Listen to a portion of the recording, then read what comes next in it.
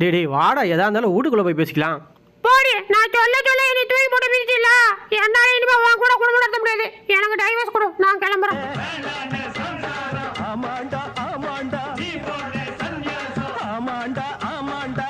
என்னங்க இங்க கொஞ்சம் வாங்க. ஆஹா, என் பொண்டாட்டி கூப்பிட்டாடா. இந்த வந்துட்டீங்களா?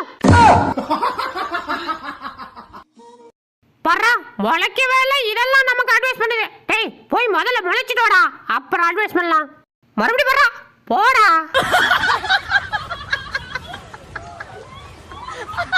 டேய், 2 பேர் வந்தா பயந்துருமா? என் மச்சான் 100 பேர்த்த அடிப்பண்டா. மச்சான் எங்க மச்சான் இருக்க? மச்சான், நான் சேஃப் ஆயிட்டேன், நீ சேஃபா?